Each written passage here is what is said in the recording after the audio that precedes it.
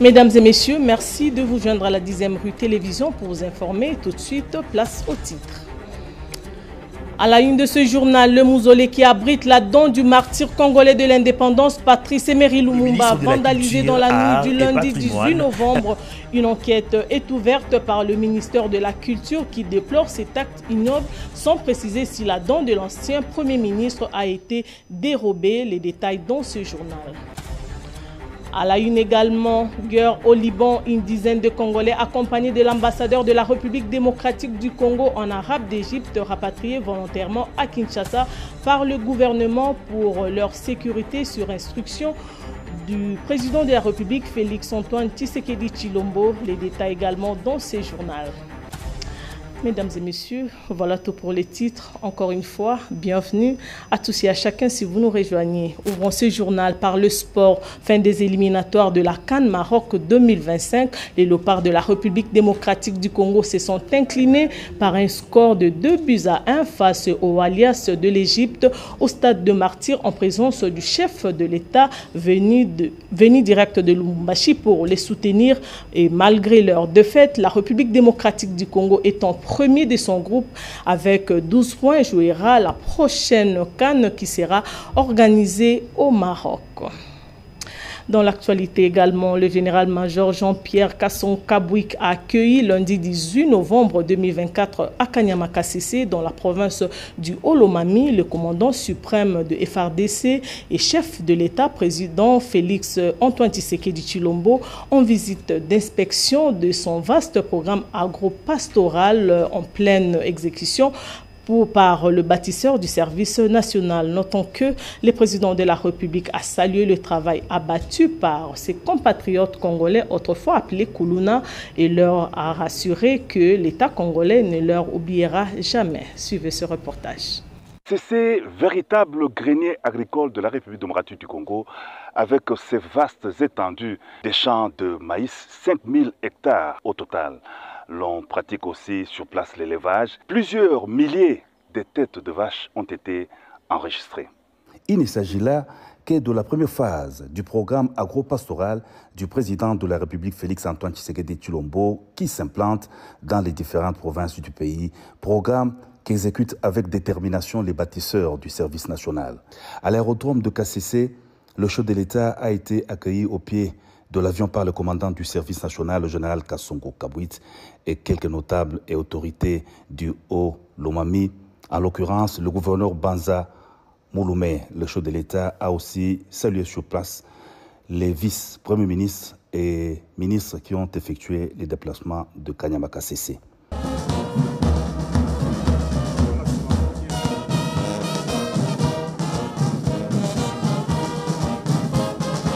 Le président de la République a exprimé tous ses encouragements à persévérer dans la nouvelle voie d'apprentissage de l'amour du prochain et l'amour de la patrie. L'État congolais ne vous oubliera jamais, leur a rassuré le commandant suprême des forces armées de la RDC, de la police nationale et du service national. Passage Nabino na centre Oyo. Et pour permettre Bino Oyo pour la misala, ya ndenge na ndenge. Bozwa expérience, simana yango, boko na nzela na bino, ya kobongisa bi. Boko bala, boko bota, boko polisa oya bino bana, ba Congolais, oyo bakoya, pour remplacer bino. Diversifier les ressources de relance d'économie de la RDC, longtemps basée sur les minéraux, c'est le pari que le président de la République Félix-Antoine Tshisekedi Tshilombo est en train de relever. Les bâtisseurs se déploient déjà dans différentes provinces. Véritables bâtisseurs, ils ont appris, outre la production agricole, les métiers de construction d'infrastructures et des menuiseries notamment.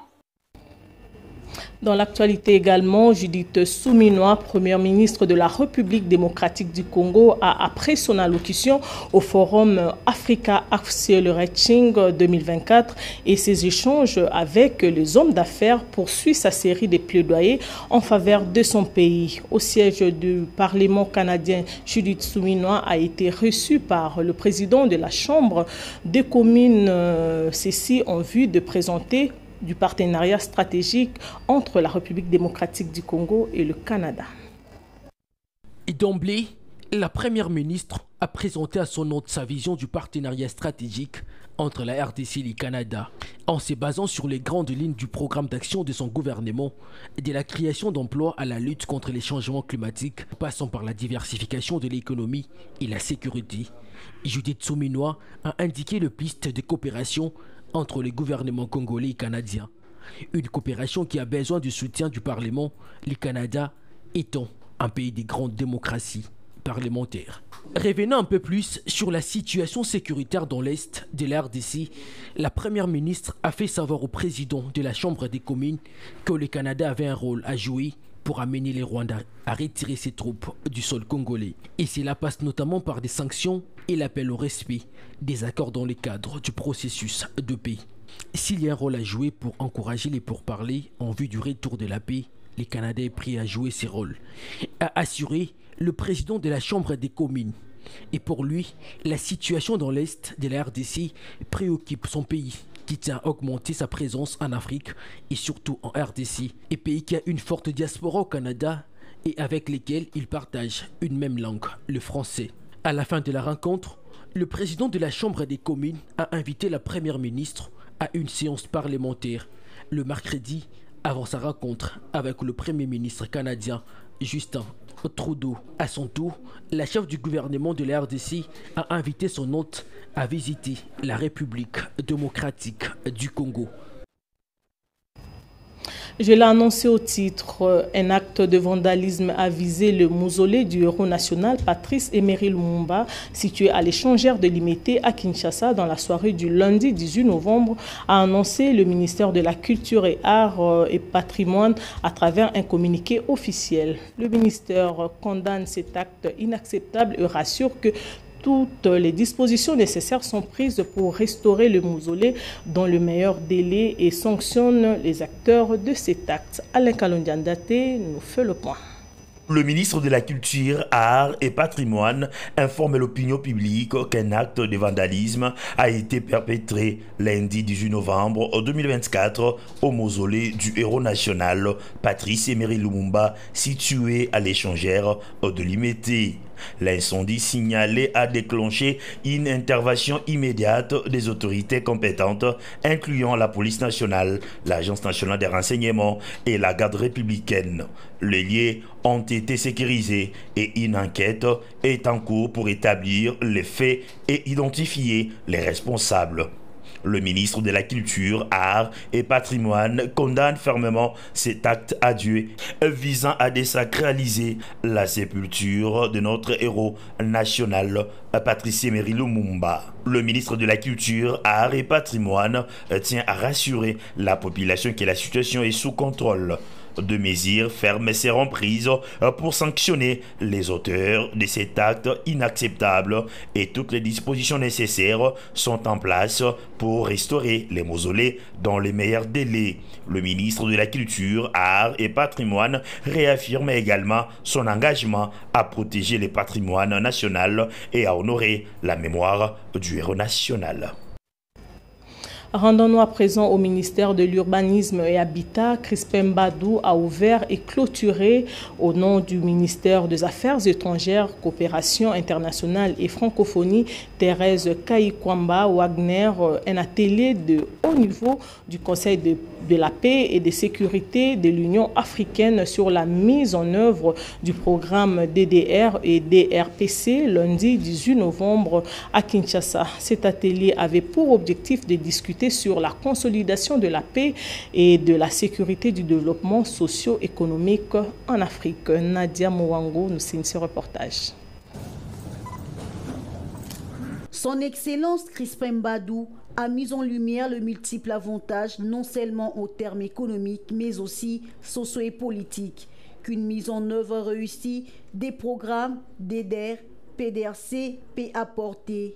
Parmi les principaux bénéfices non quantifiables, il a cité la réconciliation entre les anciens belgérins et leurs victimes, un élément essentiel pour restaurer la cohésion sociale après des conflits. Il a également souligné l'importance de la mise en place d'institutions stables et des véritables états de droit qui est indispensable pour la bonne gouvernance et la préservation de la paix. Les retours des millions de personnes déplacées internes qui pourraient regagner leur foyer et leur communauté en toute sécurité constituent également un impact majeur des efforts d'EDER PDRC. On appelle aux partenaires de l'Afrique d'accorder une priorité au financement de ce programme en Afrique, car il s'agit d'investissements et non de simples dépenses. Enfin, Crispin Mbadou doit clôturer cette réunion par un mot de remerciement au nom du président de la République démocratique du Congo, le chef de l'État Félix-Antoine Tshisekedi Tshilombo, au nom du gouvernement et au nom de sa collègue, la ministre d'État, ministre des Affaires étrangères, Thérèse Kaingwamba Wanye.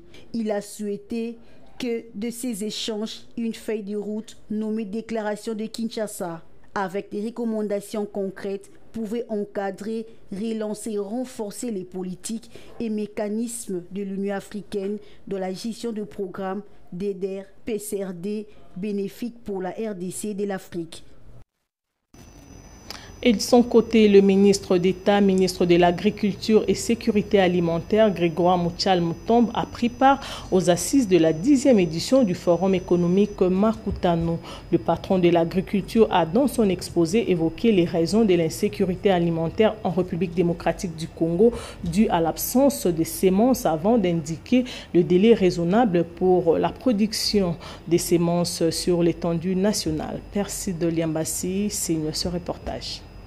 La revanche du sol sur le sous-sol, la souveraineté alimentaire et autres, telles sont les thématiques du secteur agricole abordées par le vice-premier ministre, ministre de l'économie nationale Daniel Mukoko Samba et les ministres d'État en charge de l'agriculture et sécurité alimentaire Grégoire Muchal-Mutombo lors des assises de Makutano. Les raisons de l'insécurité alimentaire en RDC dues à l'absence de semences étaient les sujets exposés par les panélistes Grégoire Muchal-Mutombo. La production de semences a été abandonnée. Il y a beaucoup de projets de partenaires techniques et financiers qui appuient la République démocratique du Congo. Dedans, il y a des petits volets de production de semences. Mais quel type de production de semences? Ce sont des semences produites avec les agri-multiplicataires qui n'ont pas de semences de base fiables. Le premier projet que nous avons présenté au gouvernement, c'était un projet d'appuyer les centres de recherche sur le maïs. Voyant que l'INERA est éloigné du ministère de l'Agriculture, parce que le ministère de l'Agriculture travaille en solitaire, isolé. L'INERA travaille au niveau des centres, au niveau du ministère de la Recherche scientifique. Pourtant, si nous regardons dans d'autres pays, la recherche agronomique est collée au ministère de l'Agriculture. Le commandant de l'armée verte a également indiqué les délais raisonnables pour la production de semences en RDC. Au moins 3 ans pour que nous puissions avoir un plan consistant, fiable et viable pour la production des semences et pour remettre l'agriculture sur le chemin. Produire et lutter contre l'insécurité alimentaire, c'est possible. Pour l'homme à la cravate verte ainsi que les acteurs de la vie économique, politique et sociétale du pays, cette 10e édition du Forum économique Makutano constitue un cadre d'échange pour le développement de la RDC. D'un ministère à un autre, le ministre du Commerce extérieur, Julien Paluku, coordonnateur de Task Force pour capter le fonds de Global Gateway, a présidé ce mardi 19 novembre la première réunion stratégique de cette structure créée par le chef de l'État.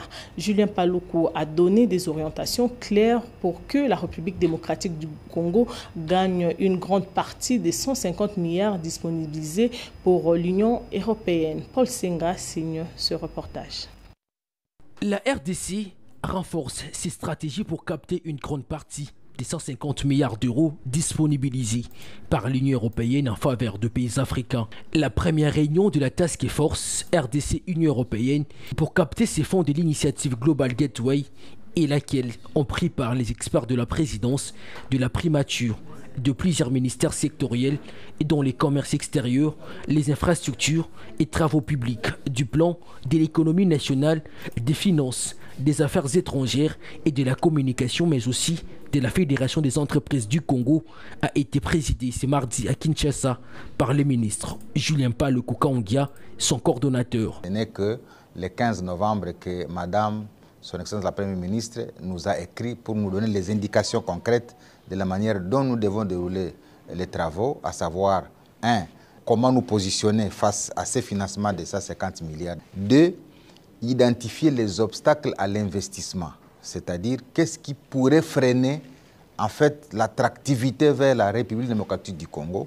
Et 3. Élaborer un ensemble de projets qui vont capter ces financements-là. Et donc il était nécessaire que tous les experts des ministères concernés puissent être au parfum de la note conceptuelle pour comprendre, avoir une compréhension globale de toute cette schématisation telle qu'est faite par le président de la République en vue d'élaborer ou de rassembler les projets parce que les projets sont déjà identifiés dans les niveaux ministériels.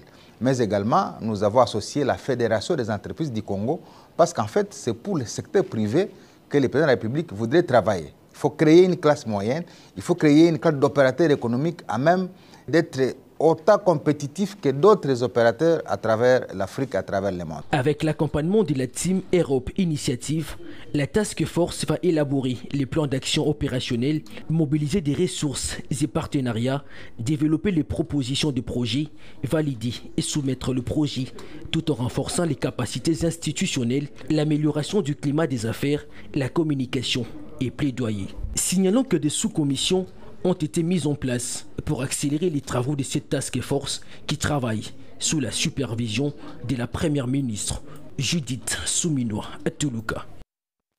Mesdames et messieurs, suivez à présent ce communiqué de la Direction générale des impôts, DGI en sigle.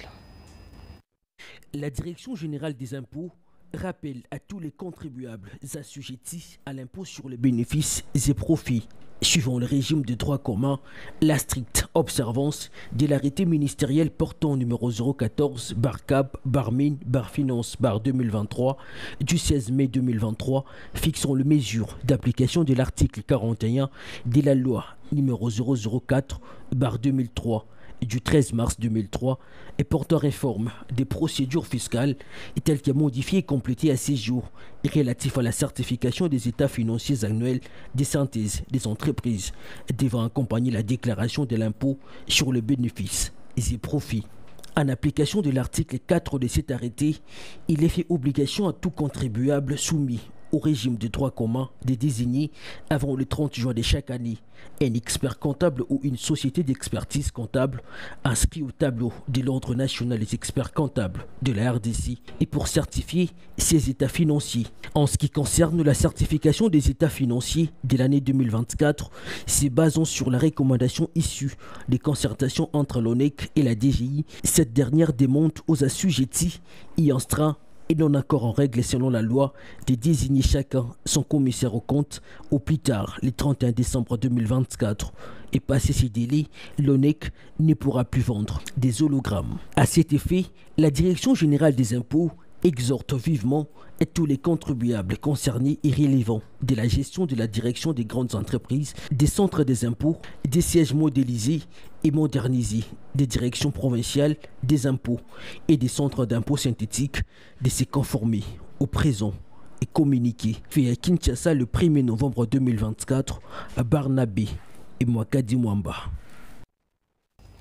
Écho du parti présidentiel dans ce journal, plusieurs jeunes de l'UDPS Tshisekedi de la Fédération de la FUNA qui étaient au camp d'Eobizubu retournent au parti et se rangent derrière le secrétaire général et président intérimaire Augustin Kabouya pour soutenir la révision ou le changement de la constitution, initiative du président de la République Félix-Antoine Tshisekedi Tshilombo. Ils sont reçus ce lundi 18 novembre à la résidence de leur secrétaire général dans la commune de Limité.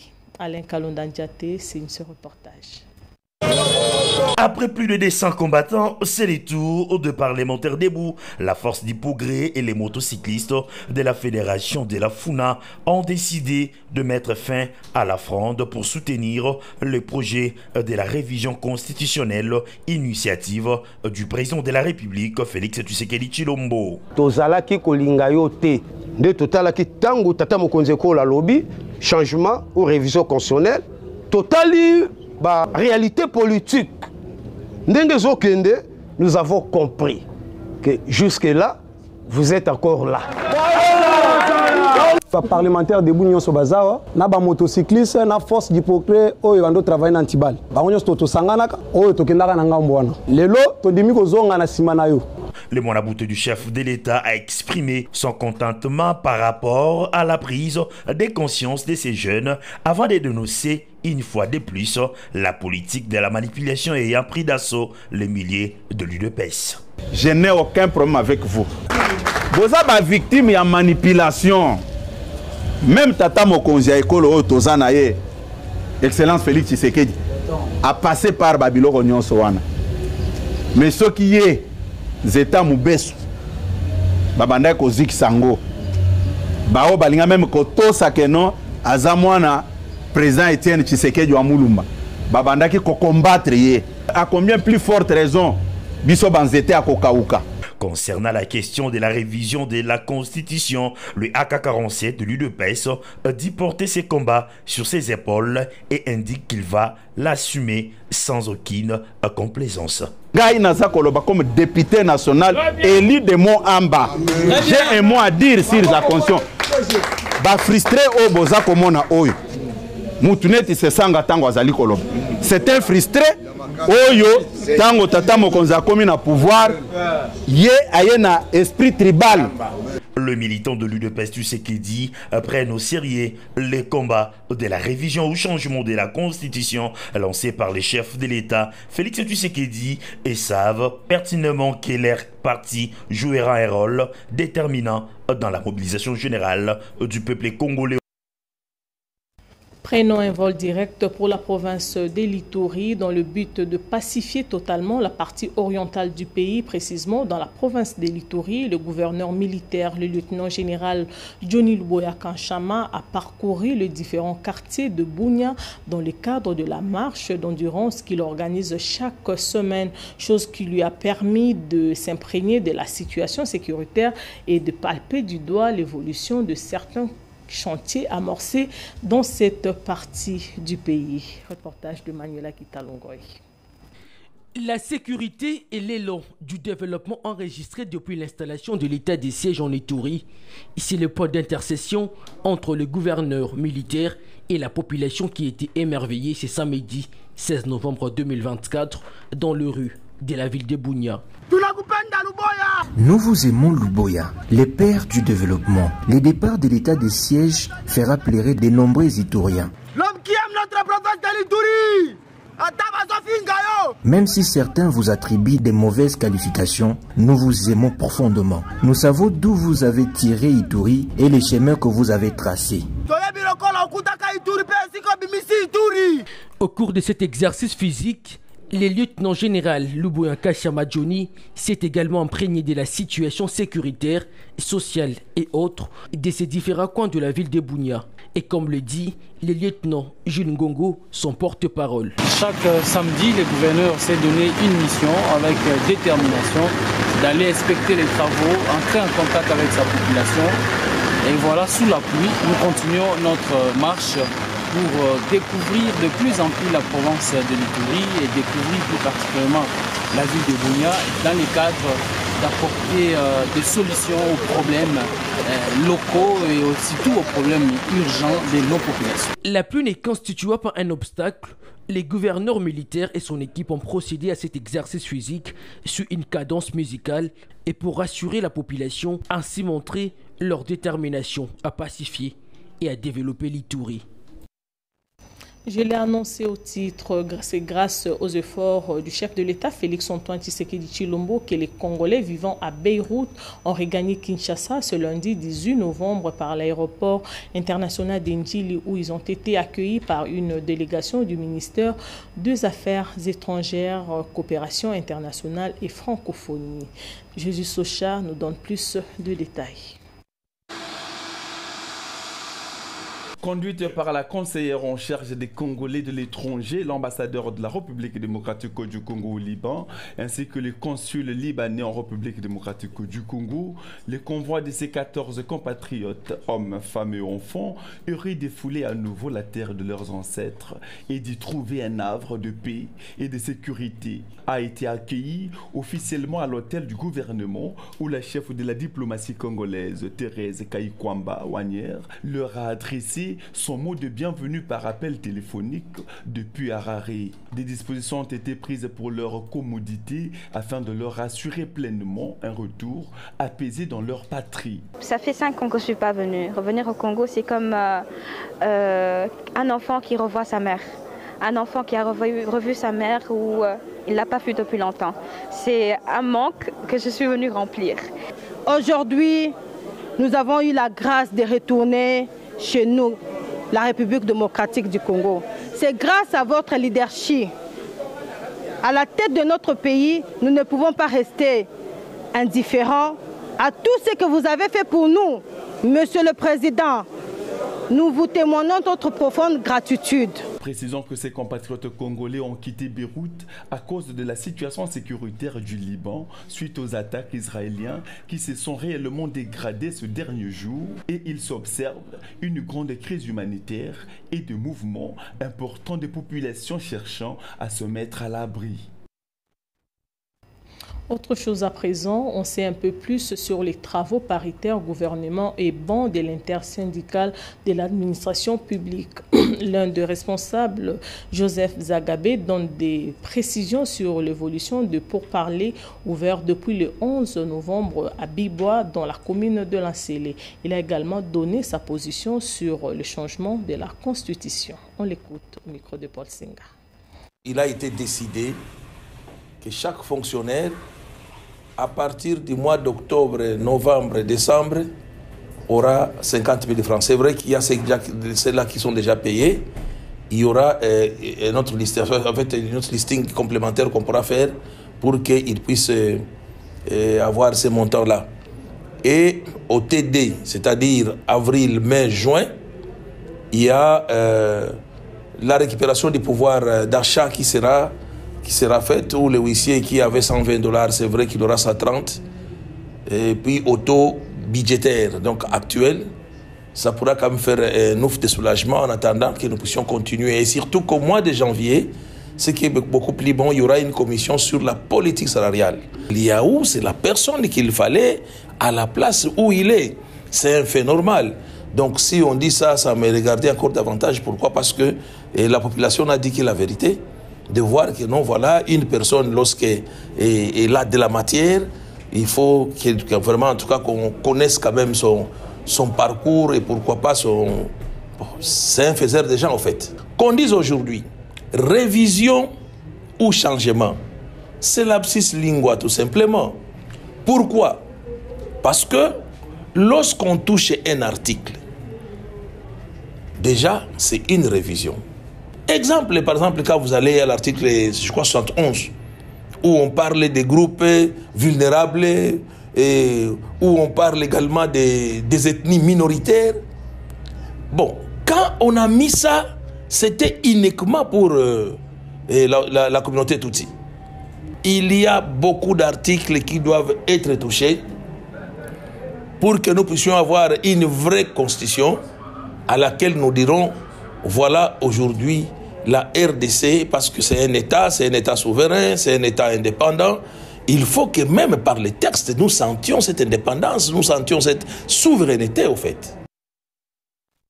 Mesdames et messieurs, c'était là l'essentiel de l'actualité. Place au rappel des titres. Vous avez suivi dans ce journal le mausolée qui abrite la dent du martyr congolais de l'indépendance, Patrice Emery Lumumba, vandalisé dans la nuit du lundi 18 novembre. Une enquête est ouverte par le ministère de la Culture qui déplore cet acte ignoble, sans préciser si la dent de l'ancien Premier ministre a été dérobée. Vous avez suivi également guerre au Liban, une dizaine de Congolais accompagnés de l'ambassadeur de la République démocratique du Congo en arabe d'Égypte rapatriés volontairement à Kinshasa par le gouvernement pour leur sécurité sur instruction du chef de l'État Félix-Antoine Tshisekedi Tshilombo. Mesdames et messieurs, merci de l'attention accordée. Bonne suite de programme sur nos antennes. Juste après moi, vous suivrez Alain Kalonadiaté pour le compte des JT en Lingala.